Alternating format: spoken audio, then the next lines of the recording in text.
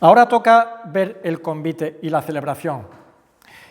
Mirad, a muchos les gusta presenciar un enlace matrimonial, pero no todos están en un enlace matrimonial presente, porque no todos son convidados, no todos son recibidos en un convite de boda. Así que vamos a ver los que están en el convite.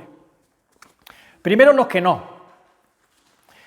Mirad, después de que la realidad de la Iglesia verdadera salga a la luz, seguramente, en ese momento en el que se manifiesta y todo el mundo ya lo vea, seguramente muchos vayan a querer participar de ese momento glorioso, pero no todos van a poder hacerlo.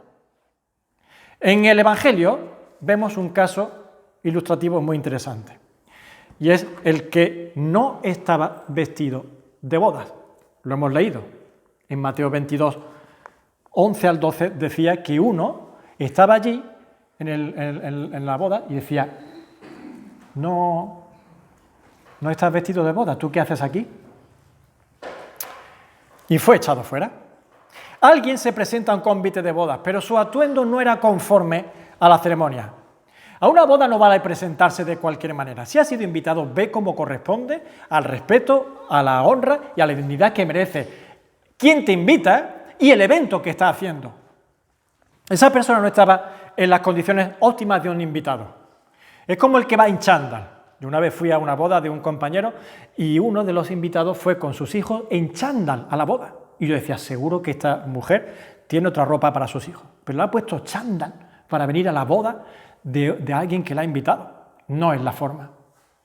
Por tanto, para un Dios que ha preparado buenas obras en las cuales andar y cuyas exigencias van mucho más allá de las buenas intenciones humanas, de todo lo que el hombre pueda y pretenda hacer, no le valen. A Dios no le valen las obras humanistas, ni religiosas, ni filosóficas, ni científicas.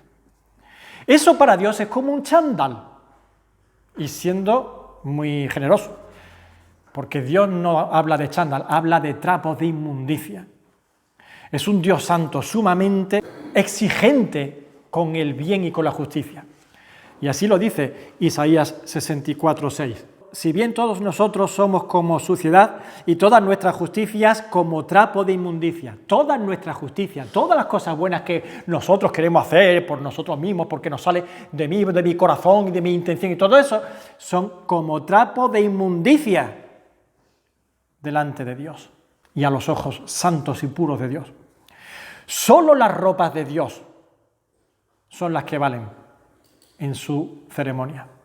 Las buenas obras preparadas por Él de antemano, el buen camino en el que andar por el poder y el amor de Jesucristo y su Espíritu Santo, es lo que vale para Dios. Una auténtica boutique, como he dicho, para presentarse dignamente en el convite, como merece una ceremonia de tal envergadura y como merece un anfitrión de tal envergadura como es Dios mismo. En Zacarías capítulo 3, versículo 4, dice: y habló el ángel y mandó a los que estaban delante de él, diciendo: quitadle esas vestiduras viles. Y a él le dijo: mira, que he quitado de ti tu pecado y te he hecho vestir de ropas de gala. Las ropas de gala para Dios son ropas de santidad, de pureza, de justicia y de amor, quitándote la suciedad del pecado, que son trapos de inmundicia que todo lo mancha. Insistimos en ese aspecto. Así que esas ropas no las puede confeccionar el hombre. Tú no te puedes hacer tu propia ropa para ir al convite de bodas. Te las hace Dios. Los hombres, con sus caminos religiosos, humanistas y científicos, solo consiguen chándal, como mucho. Pero a una boda no se va en chándal. Por tanto, que nadie se equivoque, que nadie se esfuerce en lo imposible. Por tanto, sin duda, un gran honor estar presente en dicho momento, en dicho lugar y en dicho evento. Y por eso, Apocalipsis 19:9, decía el ángel: bienaventurados los que son llamados a la cena de las bodas del Cordero. Bienaventurados, porque supone que te han vestido desde lo alto para que puedas estar allí. Y por último, los que sí son llamados, o los que sí están en el convite, los que sí, los convidados, los que sí están presentes en el convite, en las bodas. Bueno, dijimos que la Iglesia de Cristo es un rebaño muy especial que fue tomado por el Señor y para el Señor, pero que forma parte de los millones de almas redimidas. Es decir, no son más ni menos que personas pecadoras, arrepentidas, perdonadas por el Señor y redimidas por el Señor. El Señor ha salvado millones de almas desde los días de Adán, pero llega un momento en la historia donde la intervención divina obra un acto único y especial. ¿Cuál es? El derramamiento del Espíritu Santo sobre los hombres, haciendo morada perpetua en ellos. Eso se ve en Joel capítulo 2, versículo 28. Derramaré mi espíritu sobre toda carne y profetizarán, ¿verdad? En Juan capítulo 14, versículo 23, habla de que el Padre y yo haremos morada con aquellos que reciban al Señor. Y eso es algo que antes nunca había sucedido. Por eso David en los Salmos ora diciendo: no quites tu Santo Espíritu de mí, Salmo 53, 11, porque el Espíritu no hacía morada en la persona, sino que lo visitaba. Estaba en la persona, pero se iba también de la persona. Recordad los casos de Sansón, el caso de Saúl. De esa manera Dios forma un pueblo en el cual su ley va a estar en el corazón y no escrito en tablas. La ley del Señor ya va a estar en el corazón, inscrito, y no en tablas de piedra, donde la naturaleza de la persona justificada por la fe es recreada en su Salvador. Un nuevo corazón, como dice Jeremías, capítulo 31, versículo 33. Todo eso es algo especial que ocurre con la intervención de Dios en los días del derramamiento de su Espíritu en la tierra, con lo cual se forma la Iglesia. En Juan capítulo 10, versículos 14 al 16, el Señor habla de dos rediles, de los cuales va a formar un rebaño. Vamos a ver el pasaje, Juan 10, 14 al 16, dice: yo soy el buen pastor y conozco mis ovejas, y las mías me conocen, así como el Padre me conoce y yo conozco al Padre, y pongo mi vida por las ovejas. También tengo otras ovejas que no son de este redil. Aquellas también debo traer, y oirán mi voz, y habrá un rebaño y un pastor. Así que el Señor habla de dos rediles, de los cuales va a formar un rebaño. Redil es el lugar donde se hallan agrupadas las ovejas, mientras que rebaño es un grupo de ovejas. La diferencia de redil y rebaño. En varias granjas, en una zona rural, en varias granjas seguro que hay varios rediles. Y dentro de un redil pueden haber guardados varios rebaños. Un redil muy grande, hay varios rebaños, quizás de distintos pastores que compartan el redil. Yo meto ahí mi rebaño, el otro mete su rebaño, distintos rebaños en un mismo redil, para que entendáis la diferencia entre redil y rebaño. Redil, el lugar donde se agrupan las ovejas, donde se guardan, donde se mantienen allí protegidas, la casa, entre comillas, de las ovejas. Y después el rebaño es el grupo de ovejas que puede pertenecer a un pastor o a otro.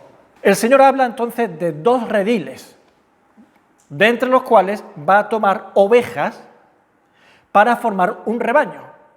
Hay dos lugares donde estaban agrupadas las ovejas y de allí va a coger ovejas de cada redil y va a formar un rebaño, un grupo de ovejas para él. Esto nos enseña acerca de los dos grupos de personas que, a la luz de las Escrituras, habitan en el mundo bajo la perspectiva del plan de Dios, y son el pueblo de Israel y el resto de los hombres, que se llaman los gentiles. Hay después muchos grupos que se pueden clasificar en el mundo, por etnias, por religiones, por raza, etcétera, etcétera. Pero a la luz de las Escrituras, y según el plan, la perspectiva del plan de Dios, hay dos rediles, dos grupos. El pueblo de Dios, formado desde Abraham, que es Israel, y el resto de personas, de genealogías, y que no son de ese pueblo y son llamados los gentiles. De ambos rediles, el Señor tomará almas para sí, tanto del pueblo de Abraham, de Isaac y de Jacob, como de los gentiles. No todas son salvas, no todas quieren ser salvas. Las que sean rescatadas van a formar ese rebaño, y el rebaño es de Cristo y para Cristo. Así que en la obra de salvación de Dios, encontramos dos rediles donde el Señor forma un rebaño, ¿ok? Pero si nos guiamos por esta enseñanza, podemos contemplar en las Escrituras que Dios ya tenía un rebaño de antemano. ¿Cuál era ese rebaño? Pues los salvos del Antiguo Testamento. Dios ya tenía almas salvadas, almas que le pertenecían. Son de Dios y son salvos en virtud siempre, no lo olvidéis, siempre en virtud de la sangre de Cristo, que es el Cordero de Dios que quita el pecado del mundo y que había de ser sacrificado más adelante. Pero en esa obra de Cristo iba a ser hecha efectiva la obra de salvación en ellos por la fe. Así que ellos eran salvos, herederos de un reposo celestial también. Ahora, todo esto es una introducción que hago y que lo digo para ahora retomar la mirada enfocándonos en los convidados cuando ahora miremos el escenario de las bodas nuevamente, ¿vale? Hemos hecho una introducción, miramos ahora nuevamente el escenario de las bodas del Cordero y nos enfocamos en los convidados. Lo que vemos en un lugar así, si miramos ese escenario, que es novio, novia, convidados, ceremonia y convite, ¿vale? Eso es el escenario que estamos viendo. El contexto es de gala, de solemnidad, de elegancia, de abundancia, de festividad. Esas son las bodas. Y así se caracterizan los días de una boda. Una cosa que todos damos por sentado es que el vestido de la novia destaca sobre todos los demás vestidos. Cuando la novia aparezca, nadie va a dudar quién es. En una boda nadie pregunta, ¿y quién es la novia? ¿No? Eso no ocurre, es absurdo. No nos cabe duda de que aunque hayan invitados que nunca hayan visto a la novia, que no la conozcan en persona, pues no sé, pues el reciente novio que se ha echado una prima segunda de la novia, que va invitada y que lleva a su novio, pues porque ella va acompañada de su novio, y ese hombre nunca ha visto a la novia, pero cuando vaya allí, aunque nunca ha visto a la novia, va a saber quién es la novia cuando llegue. ¿Cómo? Pues porque es la que entra por el centro del pasillo, así, entre los bancos de la iglesia, por eso lo sabe. No, por el vestido. Porque aunque no entre no sea el momento de la entrada del pasillo entre los bancos, si la viera por la calle, cuando a veces vamos paseando por algún sitio así un fin de semana y vemos un grupo de gente, y se están haciendo fotos, mira, ¿qué es lo que pasa? ¿Qué ocurre allí? Ah, mira, una novia. ¿Y por qué sabe que es una novia? Por el vestido. El vestido lo caracteriza, la caracteriza. Y es que es un vestido único, que destaca de entre todos los cientos de vestidos que allí hay de los invitados. Hermanos, si bien vimos que el lino finísimo, blanco, resplandeciente era el atuendo de la esposa del Cordero, y que ese lino finísimo son las acciones justas de los santos, como decía, es decir, de los creyentes, de los salvos, de los redimidos, el apóstol nos deja constancia de que Cristo es nuestra ropa. Y ahí lo tenemos en Efesios capítulo 2, versículo 10, que dice, creados en Cristo Jesús para buenas obras.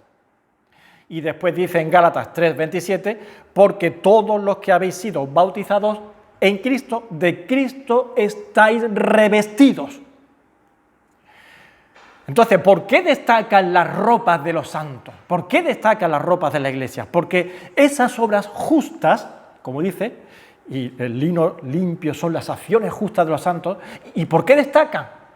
Pues porque esas obras justas de los hijos de Dios son realizadas en Cristo, a través del nombre de Cristo y por el Espíritu de Cristo, el cual habita en nosotros. En 1 Corintios capítulo 3, versículo 16 dice, pero ¿no sabéis que sois morada del Espíritu, que el Espíritu de Cristo mora en vosotros?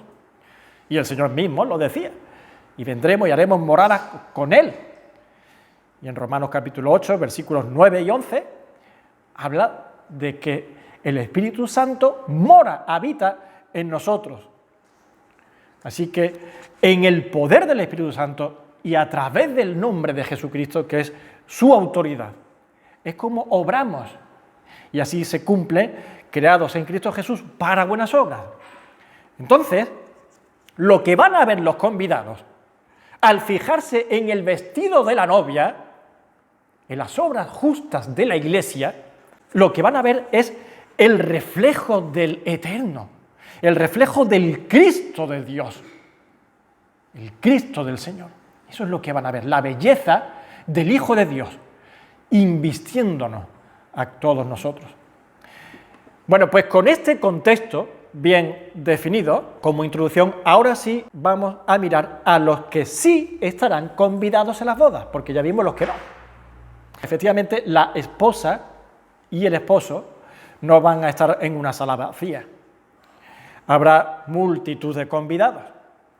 Ellos van a estar también muy bien vestidos, muy bien arreglados, todos guapísimos.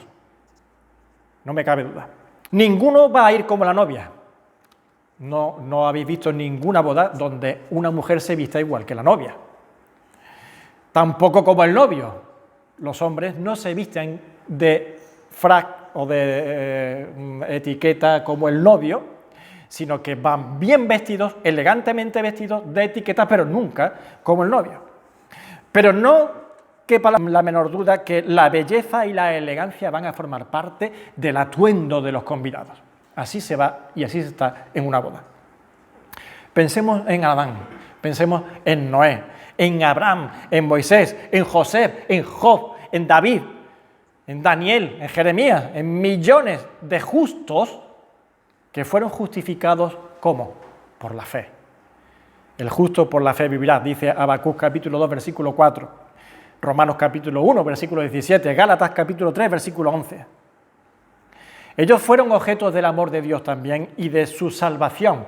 Siempre, no lo olvidéis, siempre en virtud de Cristo, del Cordero que quita el pecado del mundo. No porque ellos eran muy buenos, sino por la fe que les hacía depender de la justicia de Dios y de la gracia y el amor de Dios, el cual haría eficiente la obra de Cristo muchos años después en sus vidas. Pensad en sus vestidos. Los vestidos de Adán, de Job, de Noé, de Moisés, de José, de David, etc. ¿Cómo serían los vestidos? ¿Cómo serán los vestidos de esos hombres, mujeres, personas del Antiguo Testamento? ¿Creéis que estarán allí en chándal? ¿Ese va a ser el atuendo? ¿En un chándal se van a presentar a la boda? Evidentemente no. Ezequiel 14, versículo 12, mirad lo que dice. Vino a mí palabra de Jehová diciendo: Hijo de hombre, cuando la tierra pecare contra mí rebelándose pérfidamente, y extendiere yo mi mano sobre ella, y le quebrantare el sustento del pan, y enviare en ella hambre, y cortar de ella hombres y bestias, si estuviesen en medio de ella estos tres varones, Noé, Daniel y Job, ellos por su justicia librarían únicamente sus propias vidas, dice Jehová el Señor. Y si hiciere pasar bestias feroces por la tierra y la asolaren y quedare desolada de modo que no haya quien pase a causa de las fieras, y estos tres varones estuviesen en medio de ella, vivo yo, dice Jehová el Señor, ni a sus hijos ni a sus hijas librarían, ellos solos serían librados y la tierra quedaría desolada. Y si yo trajere espada sobre la tierra y dijere: espada, pasa por la tierra, e hiciere cortar de ella hombres y bestias, y estos tres varones estuviesen en medio de ella, vivo yo, dice Jehová el Señor, no librarían a sus hijos ni a sus hijas, ellos solos serían librados. O si enviaré pestilencia sobre esa tierra y derramare mi ira sobre ella en sangre, para cortar de ella hombres y bestias, y estuviesen en medio de ella Noé, Daniel y Job, vivo yo, dice Jehová el Señor, no librarían a hijo ni a hija, ellos por su justicia librarían solamente sus propias vidas. Ahora fijaos en la exigencia de las vestiduras de Dios para entrar a un convite, para estar en su convite. En chándal no se va a una boda, se va de boda. Y al convite de Dios no se va con tus ropas, se va con las ropas de Dios, propias de Dios, de gala. Y fijaos, hermanos, que hubieron quienes las vistieron. Y aquí pone 3 ejemplos, pero como estos 3 hubieron muchos. Habla de Noé, de Daniel y de Job. Pero fijaos que cada uno viste su propia ropa. y su ropa no le sirve a su hijo ni a su hija. Mi justicia no sirve para mi hijo ni para mi hija. Yo respondo de mí ante mi Dios, y tú respondes de ti ante Dios. Y esas son las vestiduras que debes vestir delante de tu Dios. Tu propia responsabilidad, tu propia fe, tu propia forma de andar en la justicia de Dios. Sin embargo, a pesar de ir con las mejores galas, a pesar de vestir la mejor etiqueta, no llevarán el vestido de la novia. No son la esposa, ni Noé, ni Abraham, ni Moisés, ni Job, ni Daniel, etc. Esto debe hacernos temblar a los que estamos hoy aquí y a todos los que somos creyentes hoy en día en el mundo, y hacernos considerar la inmensa gracia de Dios derramada por Cristo Jesús sobre su iglesia. No somos conscientes de lo que Dios ha hecho de nosotros y con nosotros, y quizás deberíamos hacer un gran esfuerzo en pensarlo y en considerarlo para así atender mejor a nuestra vida espiritual. Quiero también mencionar a aquellos que después del arrebatamiento van a ser también redimidos y no van a formar parte de la iglesia, no van a ser esposas. Cuando la iglesia es llevada, es arrebatada de este mundo, hemos dicho, ya lo dijimos en otra ocasión, que habrán gente en los días de la gran tribulación que se salvarán. Pero recordar, ser salvos no implica pertenecer a la iglesia. La iglesia ya se fue, ya se formó, ya está completada, ya está vestida. Ahora, su nivel de entrega de estos que se salvarán en la gran tribulación no va a ser menor. Y sus vestiduras, su vestimenta, no va a ser menor o peor que las del Antiguo Testamento. No va a ser de una etiqueta más barata, de peor gala. Fijaos que van a ser vestidos también por el Señor. Y fijaos que llegarán a demostrarlo con la entrega de sus propias vidas. Apocalipsis 20, versículo 4, habla de ellos. Y hay que quitarse el sombrero. Creyentes, personas que dan su vida por su Señor. Y vi tronos, y se sentaron sobre ellos los que recibieron facultad de juzgar. Y vi las almas de los decapitados por causa del testimonio de Jesús y por la palabra de Dios, que son ¿quiénes? Los que no habían adorado a la bestia ni a su imagen y que no recibieron la marca en sus frentes ni en sus manos. Esos son. Se habían quedado aquí durante la gran tribulación porque no habían creído, habían rechazado a Jesucristo. El evangelio, el mensaje predicado por la esposa aquí. Pero después entendieron, comprendieron y se convirtieron, y eso les costó la vida. En tiempos de gran persecución, en tiempos del anticristo, en tiempos de la bestia. Les supuso el qué, ser decapitados, habla aquí. Y vi las almas de los decapitados por causa del testimonio de Jesús. Buenas ropas, buena vestimenta. Vestimentas fieles, verdaderas, auténticas. Ninguno, cuidado, ninguno mató por su fe, sino que todos murieron por la fe. Pero por muy buena que sea esta vestimenta, esa vestidura, tampoco es el vestido de novia, tampoco son la esposa. De modo que todas estas personas, cuyas vidas de fe les mantenía andando en justicia, propiciada por la gracia de Dios. Nadie anda en justicia por su propia justicia, eso es chándal. Mi propia justicia es un chándal y peor que un chándal, un trapo de inmundicia, un trapo de desecho, un trapo viejo. Pero andando en la justicia propiciada por la gracia de Dios, a fin de poder ser declarados justos en virtud de la obra de Cristo, se verán vestidos con ropas de gala. Allí se encontrarán en el convite vestidos, bien vestidos, como pertenece a un lugar así y a una ceremonia así. Y eso ya lo leímos, pero lo volvemos a leer porque forma parte de este momento, de este contexto. En Zacarías capítulo 3, versículo 3, y Josué estaba vestido de vestiduras viles y estaba delante del ángel, y habló al ángel y mandó a los que estaban delante de él diciendo, quitadle esas vestiduras viles, y a él le dijo, mira, que he quitado de ti tu pecado y te he hecho vestir de ropas de gala. Así es como obra el Señor. Quita de nosotros nuestra vileza y nos viste de ropas de gala. Y así es como va a vestir a todos los que son de Él y estarán allí en ese convite.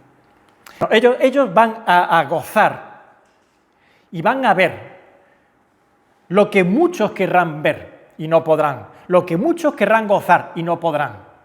¿El qué? Formar parte de los invitados, de los amigos del esposo y ver ese gran momento universal de las bodas del Cordero. Ellos lo van a ver y lo van a gozar y van a participar. Serán llamados a la cena y, por ejemplo, Job va a ver cumplida aquella declaración que hizo y que se lee en Job capítulo 19, 26. Después de deshecha esta mi piel, en mi carne he de ver a Dios. Hermanos, ahora mismo Job está viendo a Dios, pero no lo está viendo aún en su carne. Y Job dijo, en mi carne he de ver a Dios. Pues el día de los convidados, el día en que todo se presente delante de él, ese va a ser el día en que en su carne él verá a Dios. Por supuesto, siempre por la obra de Jesucristo.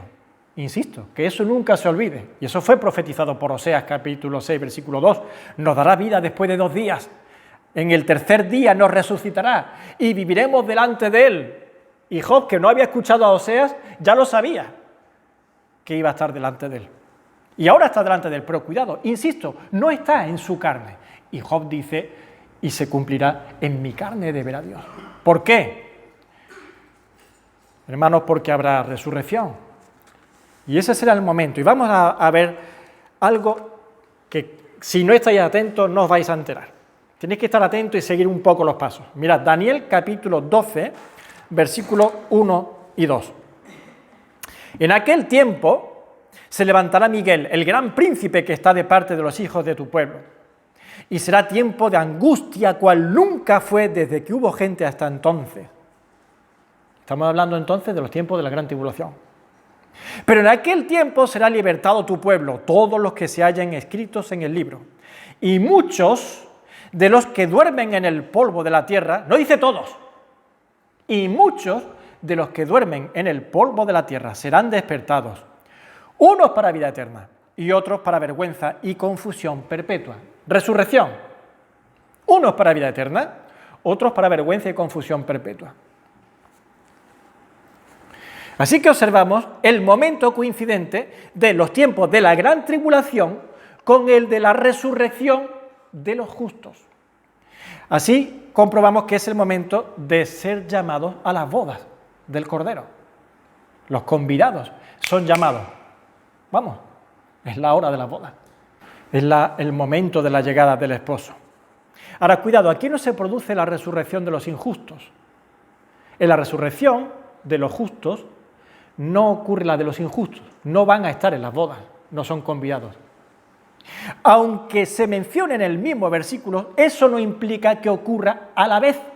Y habla de aquel tiempo, en aquel tiempo ocurrirá, pero recordad que siempre hemos dicho que el tiempo es un periodo, cuando se habla de los postreros días y del día postrero es un periodo. Y no ocurre simultáneamente la resurrección de los justos con los injustos, aunque en aquel tiempo, sí, en ese periodo va a ocurrir la de los justos y los injustos, pero no en el mismo momento. Mirad qué contraste en el pasaje de Isaías, capítulo 26, versículo 19 y versículo 14. Mirad lo que ocurre, o mirad qué es lo que vemos. Hay algo que llama la atención. Y solamente a la luz de lo que estamos viendo se puede entender, si no es muy complicado. Dice, ¿esto qué es lo que es? Mirad, del 13 al 19. Jehová Dios nuestro, otros señores fuera de ti se han enseñoreado de nosotros, pero en ti solamente nos acordaremos de tu nombre.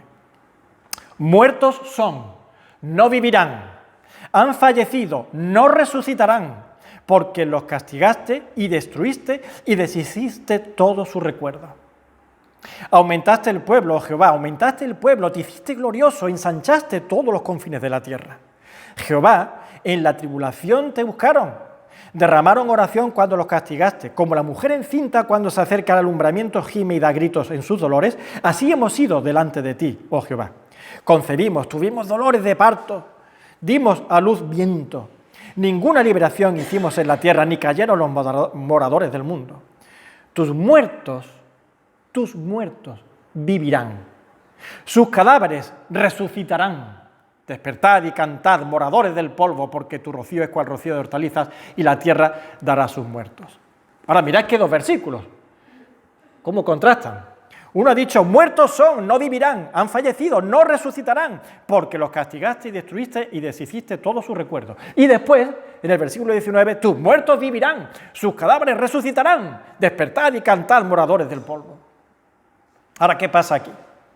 Hay dos tipos de resurrecciones. No, dice que uno no va a resucitar. Entonces, ¿qué son? ¿Aniquilados? Estamos basándonos en el tema de la aniquilación y la desaparición completa en el versículo 14. Pues no van por ahí los tiros. No significa que no van a resucitar nunca. Está hablando aquí en un término de triunfo, de gozo, de celebración. La resurrección es como un premio, el mayor de los milagros que se puede recibir aquí en la tierra, pero siempre y cuando esa resurrección sea para bien. Si no es para bien, si es para juicio y condenación, si es para padecimiento, mejor quedarse muerto, ¿sí o no?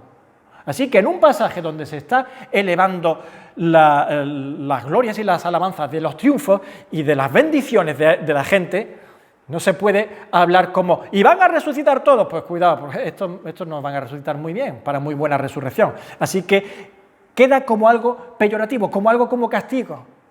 Estos no van a resucitar, y no van a resucitar en el momento en el que resuciten los justos. Pero los que van a resucitar,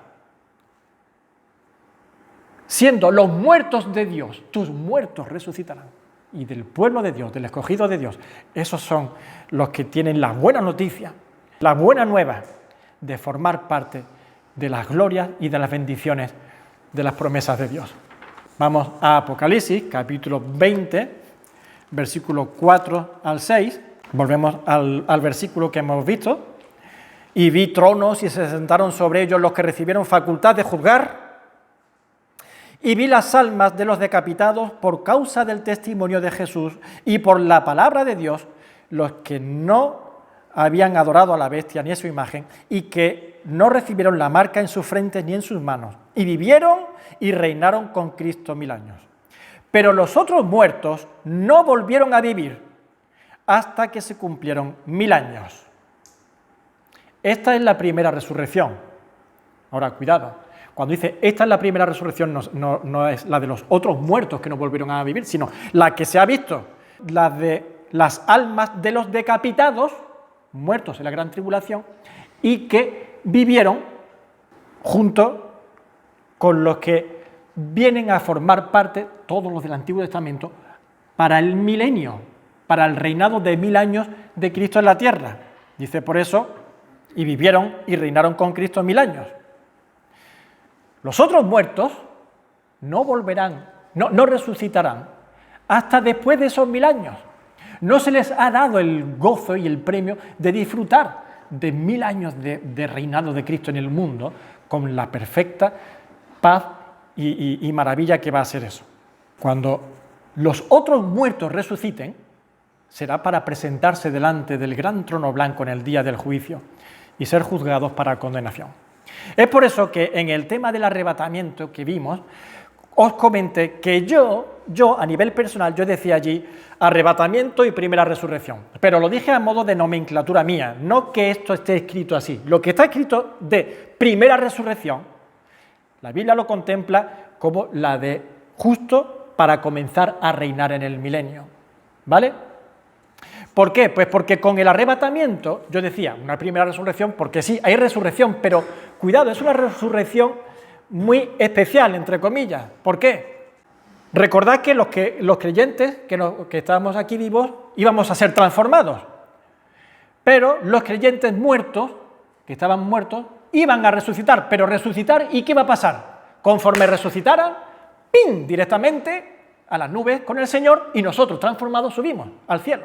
Así que no es una resurrección de los muertos aquí que se quedan aquí reinando o viviendo, sino es una resurrección muy, muy peculiar, una resurrección que forma parte de lo que es la Iglesia y se van al cielo con Cristo.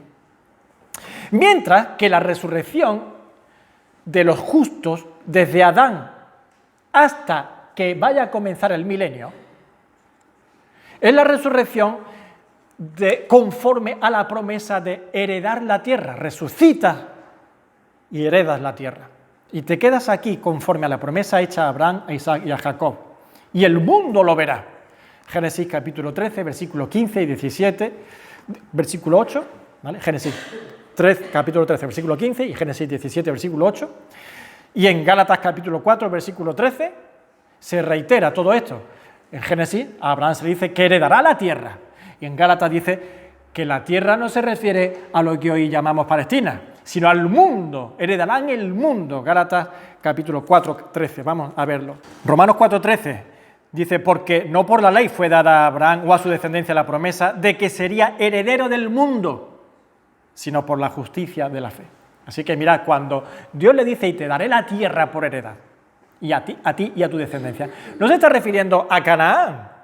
La tierra que ves te daré, sí, muy bien, por supuesto le iba a dar a Canaán, pero a toda la descendencia de Abraham le da el mundo por heredad. Los creyentes, como cualquier otra persona, porque somos todos de carne y hueso, pues a los creyentes nos encanta viajar. Y uy, no he ido a tal sitio, uy, me he perdido aquello, me he perdido tal cosa, no he estado aquí, no he estado allí. Bueno, tienes 1000 años para recorrer el mundo entero. Y no solamente recorrerlo, sino administrarlo, gozarlo, como la esposa del rey del mundo. Así que esa es la llamada primera resurrección, la resurrección de los que murieron como justos delante de Dios y heredarán la tierra.